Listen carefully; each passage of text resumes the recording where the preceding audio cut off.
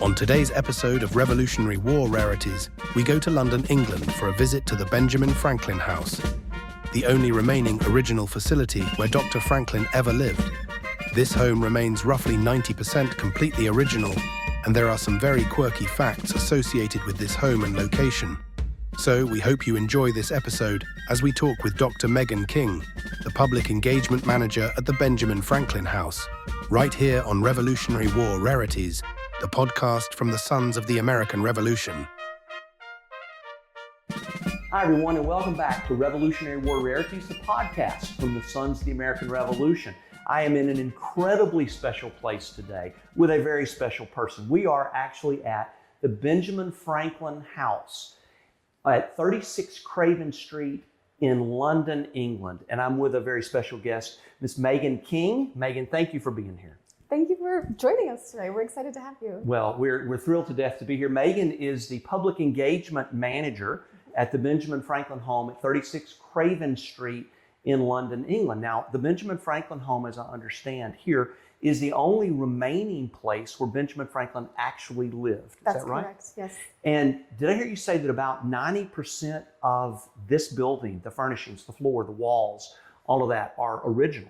Absolutely. Yeah. Okay, so this is where he lived, and he lived here for a long time, right? He did, yeah, for almost 16 years. Okay, so from 1757? Exactly, yeah. To 1775. To 1775.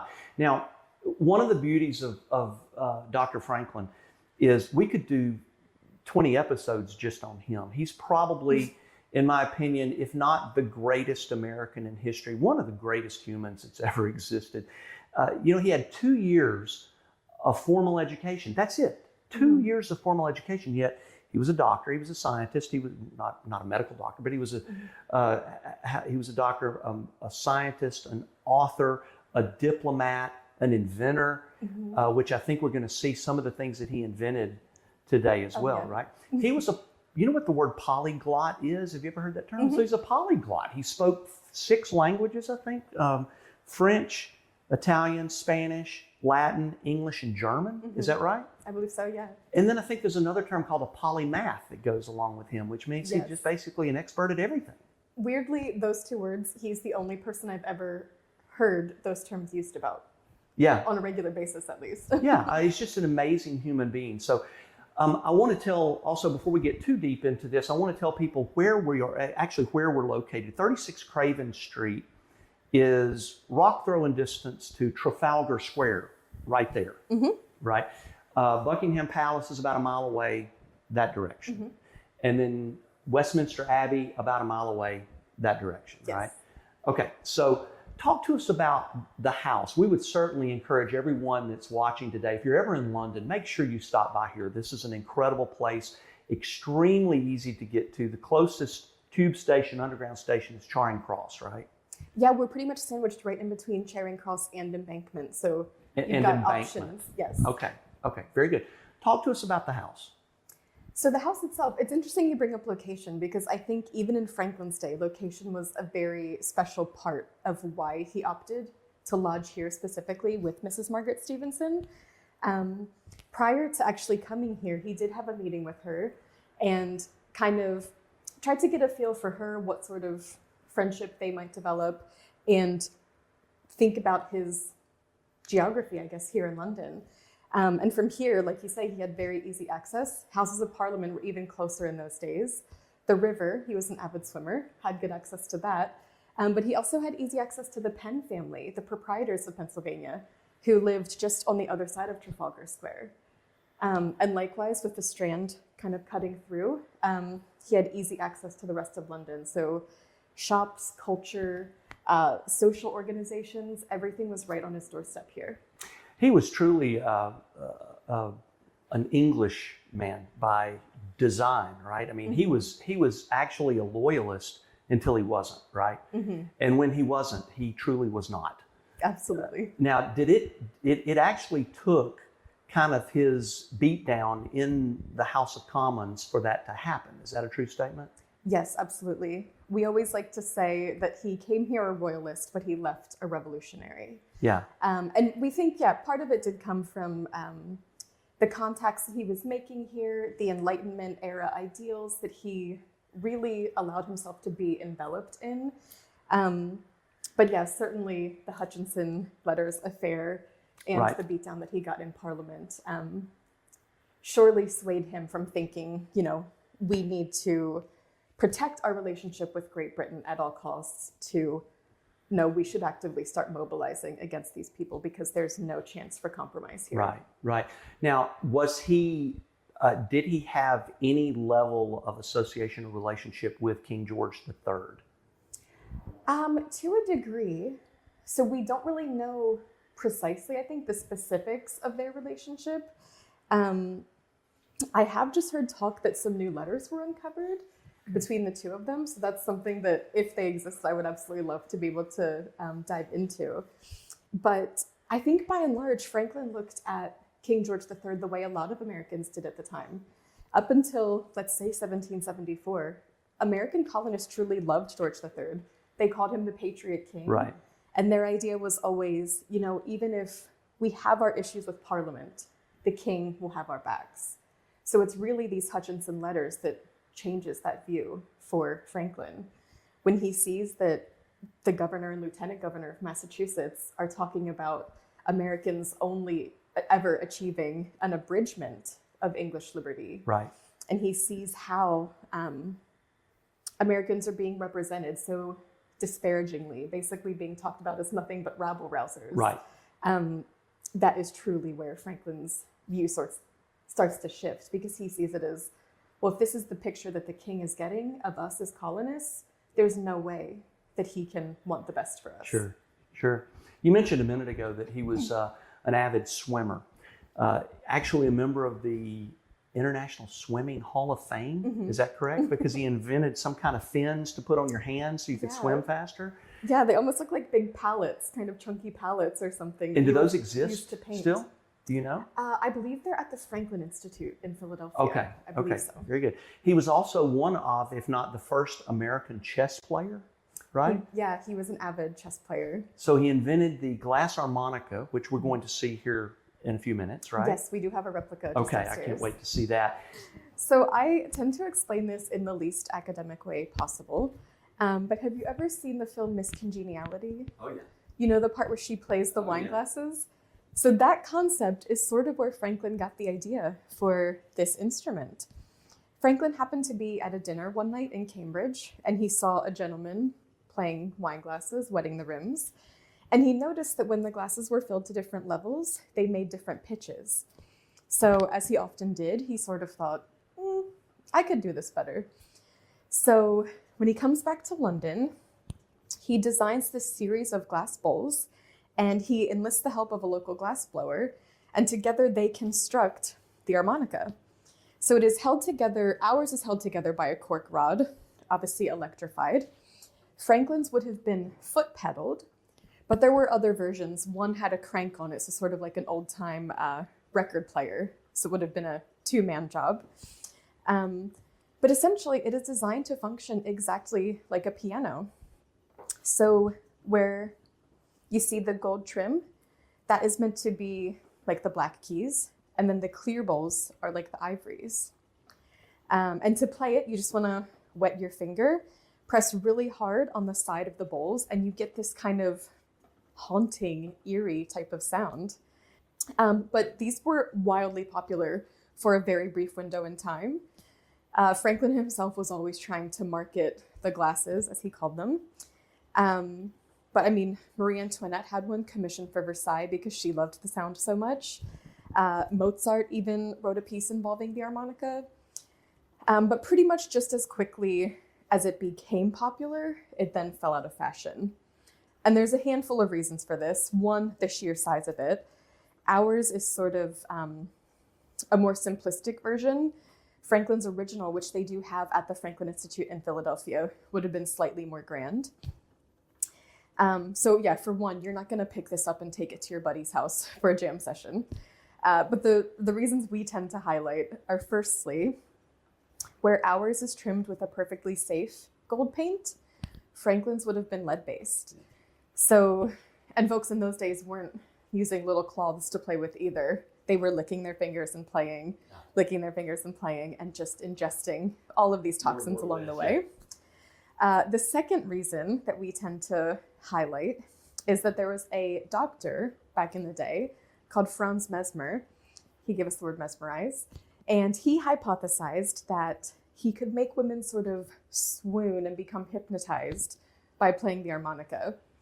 So maybe it was the lead poisoning, we can't say for sure, but I think women of the 18th century collectively were like, no, thank you. We'll pass on this instrument. But it's amazing to have here in the house, especially because it's a hands-on feature that honestly excites visitors of all ages. So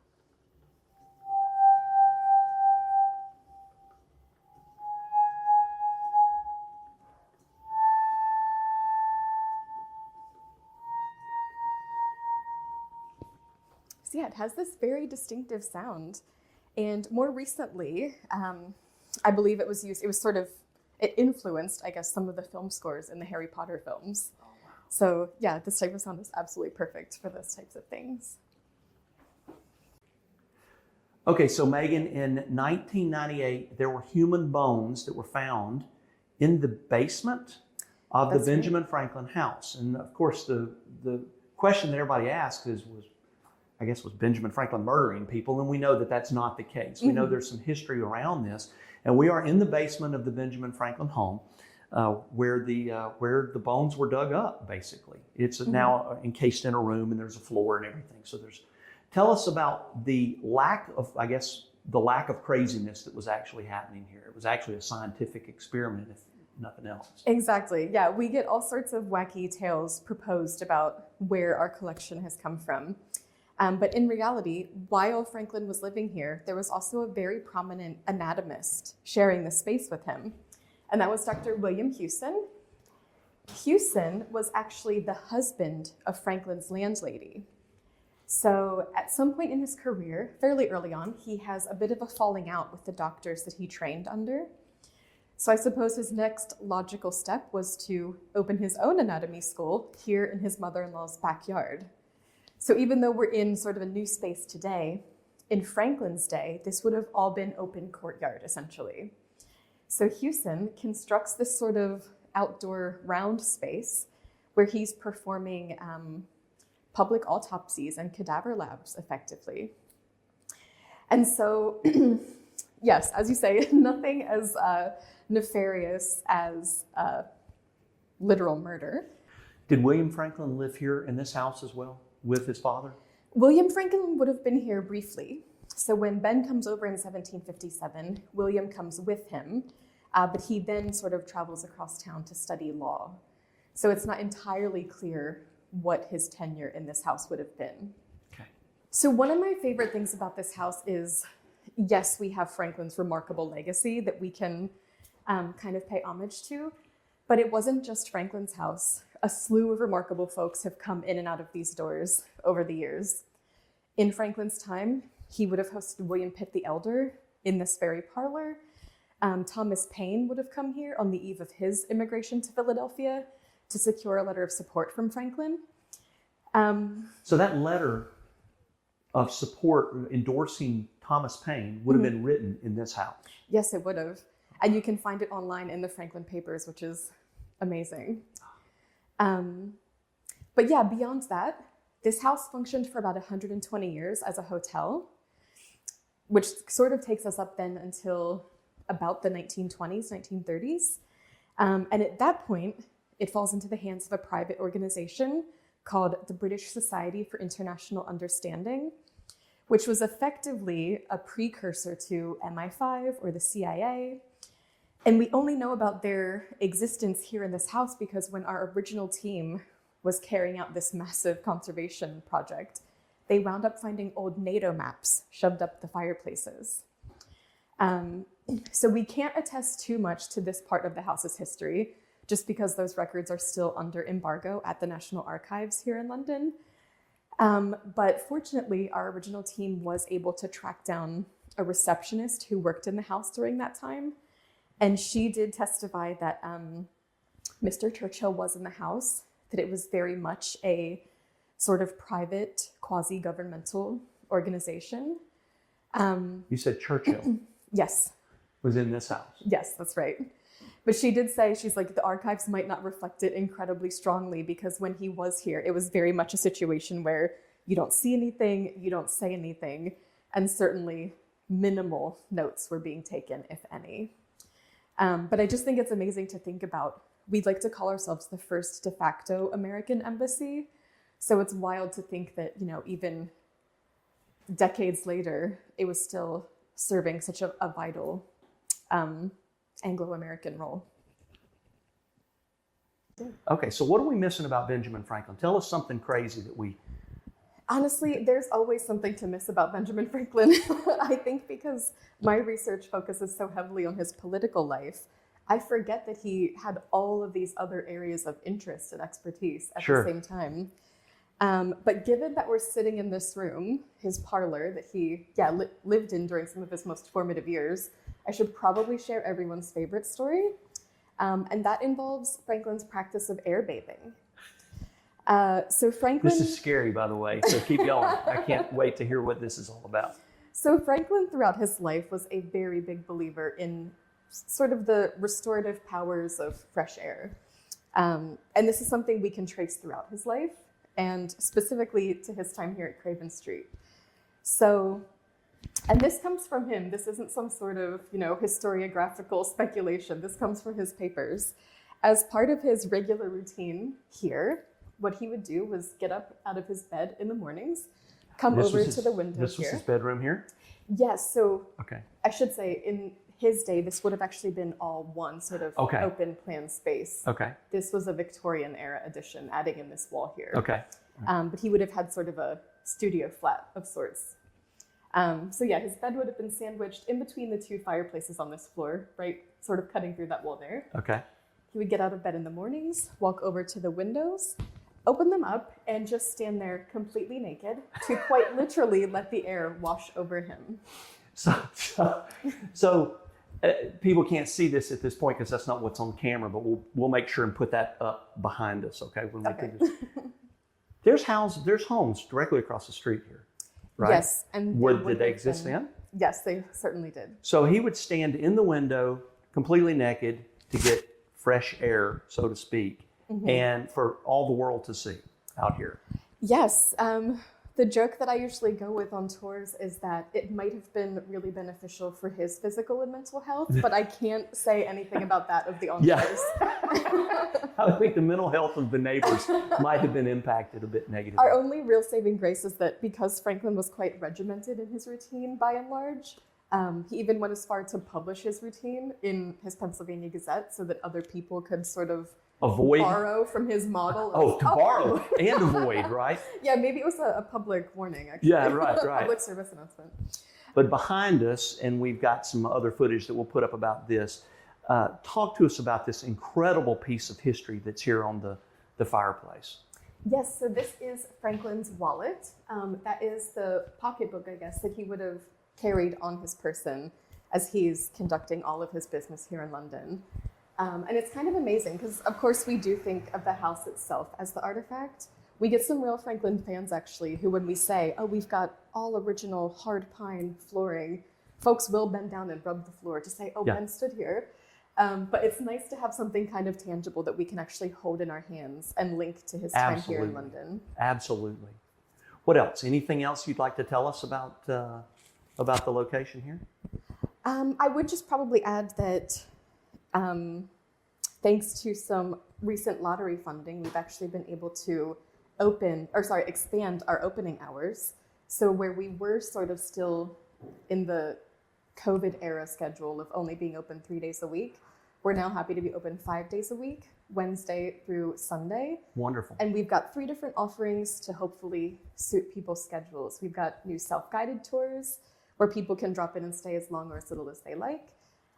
On Fridays, we have a docent-led history and architecture tour. So we kind of mix and match with the grade 1 listed features of the building, as well as just the Franklin history. And then on Saturdays and Sundays, we have a theatrical retelling of Franklin's time here with a costumed actor who engages with audiovisual interpretation. Wonderful, So, wonderful. Megan, thank you so much. Give us a website. What's the best way to learn more about the Benjamin Franklin House here? Two best ways I would say are Instagram. Okay. We're regularly posting on Instagram, but equally BenjaminFranklinHouse.org has all of our details. BenjaminFranklinHouse.org. Yes. Wonderful. Thank you again. Thank you for doing this. Thank you. This has been a lot of fun. I want to encourage anyone out there who happens to be in London, make sure and stop by a little corner of London. You got to look for it a little bit, but it's very easy to get to. It's not difficult to find. It's not difficult to get to. It's just you got to come down the little street that's not heavily traveled, right? Absolutely. We're kind of like a little haven from the rest of the hustle and bustle It absolutely in the is. city. It's the first time I've ever been on Craven Street here, but it's a wonderful place. So I would encourage you, if you happen to be in London, make sure and stop by 36 Craven Street, the Benjamin Franklin House. Folks, that is another Revolutionary War rarity. We appreciate you joining us today. We hope that you'll join us again in 2 weeks for the next episode of Revolutionary War Rarities. You can find out more about us at www.fastfunhistory.com. Thank you again for joining us. This has been a production of the National Society Sons of the American Revolution, www.sar.org. Oh, down in London town where the history flows, at 36 Craven where the story glows, a place of enlightenment where dreams took flight. Come share the tale of Franklin under golden light.